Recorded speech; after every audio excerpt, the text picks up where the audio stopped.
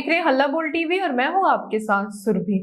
भाई वीरेंद्र ने कल कहा था कि राज्यसभा में कैंडिडेट के रूप में हिना साहब को भेजा जाना चाहिए, लेकिन जब आप आज पत्रकारों ने बातचीत के दौरान उनसे हिना साहब का नाम लिया तो भड़क गए।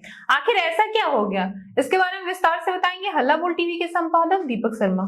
देखिए, आरजेडी के वरिष्ठ विधायक हैं, सीनियर विधायक हैं भाई वीरेंद्र जी। भाई वीरेंद्र ने ही कल कहा था कि हिना साहब का नाम आगे किया था। उन्होंने कहा था कि हिना साहब को लड़ाना चाहिए राज्यसभा चुनाव, राज्यसभा में आरजेडी को कैंडिडेट बनाना चाहिए हिना साहब को जी। ऐसी चर्चा है कि आरजेडी कैंडिडेट बनाएगी भी हिना साहब को। लेकिन अचानक आज पता नहीं उन्हें क्या हो गया है।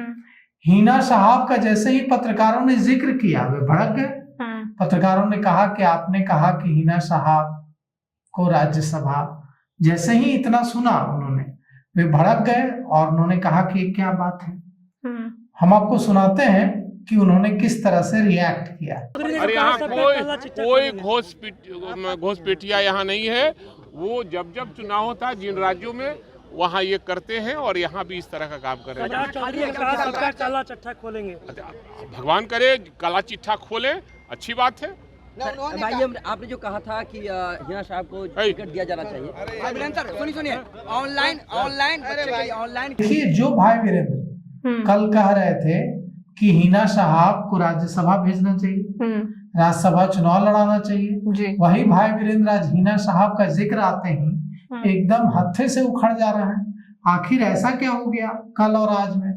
राजनीति में बदलाव बहुत तेजी से होता है, ये तो पता है जी। लेकिन इतनी तेजी से होता है कि एक दिन में 24 घंटे से भी कम समय में किसी का जो स्टैंड है वो 180 डिग्री घूम जाए।